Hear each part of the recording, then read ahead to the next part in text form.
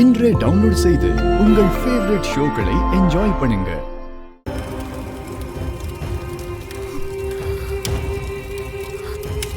மாமா என்ன பண்ணிட்டு இருக்கீங்க?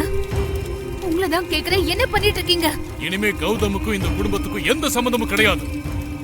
அப்படி ஒருத்தன் இந்த வீட்டுல இருந்ததா சரித்திரமே இல்லை இனிமே. அப்பா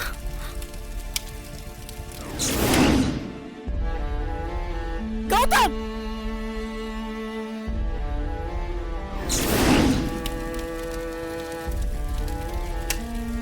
லீலாவதி, நமக்கு இனிமே மகன் ஒருத்தன் கிடையவே கிடையாது. நமக்கு பையன் இல்லைன்னு யாருங்க சொன்னது?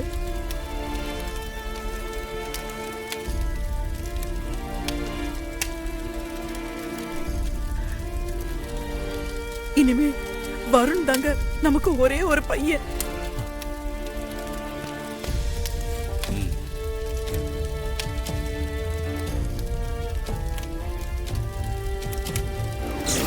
உனக்கு இன்னைக்கு நைட் 9 o'clock வரைக்கும் தான் டைம். அதுக்குள்ள உங்க அம்மா கிட்ட நம்ம மேரேஜ்க்கு ஓகே வாங்க. வருண், நீ எங்களுக்கு பையனா இருப்பியா?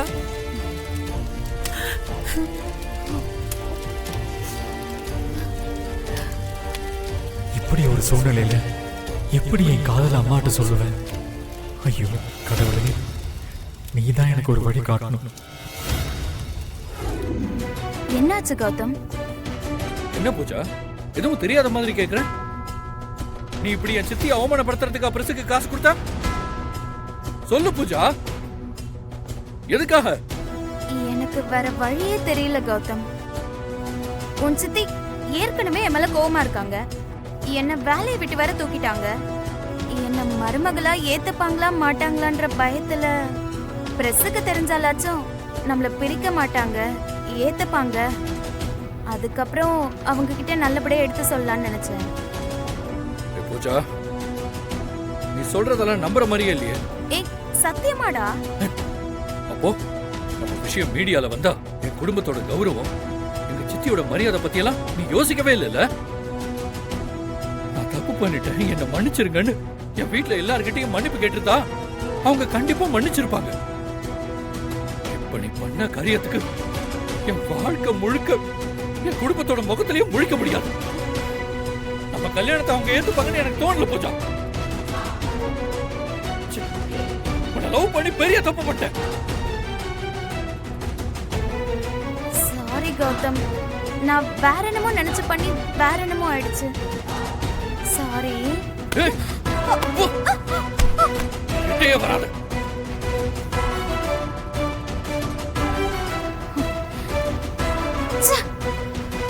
ஒத்தே வர மாட்டேங்கிறானே, ஒருவேளை விட்டுட்டு போயிட்டானா?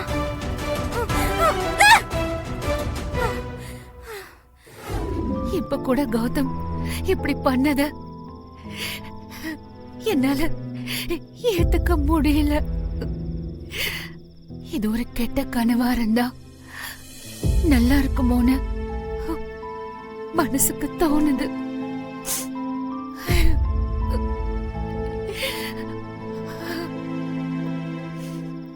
நேத்துதான் நம்ம குடும்பம் டைனிங் டேபிள்ல உட்கார்ந்து சாப்பிட்டு பேசி சந்தோஷமா இருந்தோம். ஆனா இன்னைக்கு ஒவ்வொருத்தரும் ஒவ்வொரு மூலையில. கௌதம் ஒருத்தம் போனதுனால வீடு வீடாவே இல்ல. ஒரு காதல் எல்லாத்தையும் மாத்திருச்சு இல்ல? எல்லாமே ஸ்தம்பிச்ச மாதிரியே இருக்கு. நானும் அக்காவும் இந்த குடும்பம் பிரியாம இருக்க நிறைய விஷயம் பண்ணிருக்கோம், நிறைய விட்டு கொடுத்திருக்கோம்பா. எங்களுக்கு அப்புறம் நீயும் கௌதமும் குடும்பத்தை ஒத்துமையா பாத்துப்பீங்கன்னு நினைச்சேன். ஆனா கௌதம் இப்படி பண்ணிட்டானே.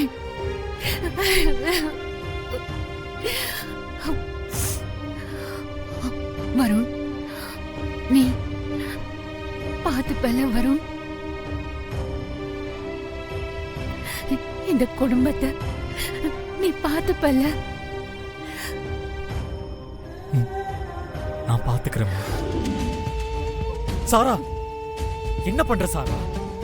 நான் தான் சொன்னல வருண், இன்னைக்கு நைட் 9 மணிக்குள்ள நீ உன் வீட்டுல சொல்லலனா நான் உன் வீட்டுக்கு வந்து ஆண்டி கிட்ட சொல்லுவேன். சாரா, நான் சொல்றத கேளு. இங்க சிச்சுவேஷன் ரொம்ப மோசமா இருக்கு.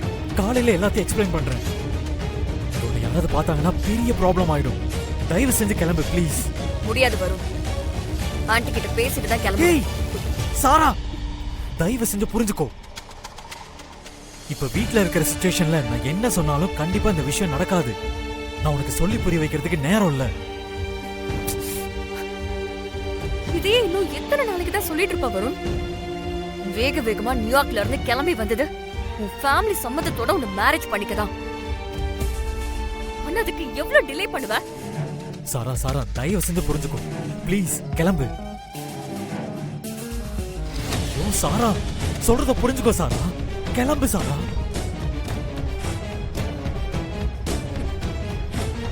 சாரா சாரா, நான் சொல்றது உனக்கு புரியலையா? தயவு செஞ்சு கிளம்பு ப்ளீஸ் சாரா. ஐயோ, யாராவது பாத்துற போறாங்க. சரி ஓகே வருண், நீ சொல்ற. உனக்காக நான் கிளம்புறேன். தேங்க்ஸ், நீ கிளம்பு.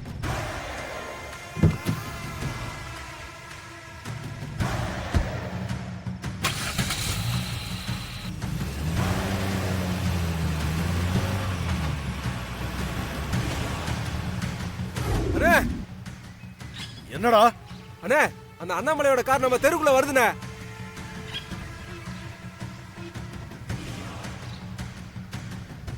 தெரியும்டா, வருவான்னு தெரியும். நான் அடிச்ச அடி அப்படி. அண்ணே, சொன்னது ஞாபகம் இருக்குல்ல? சரிங்க, சொன்ன மாதிரியே பண்ணிடுங்க. போங்க. சரிங்கண்ணே.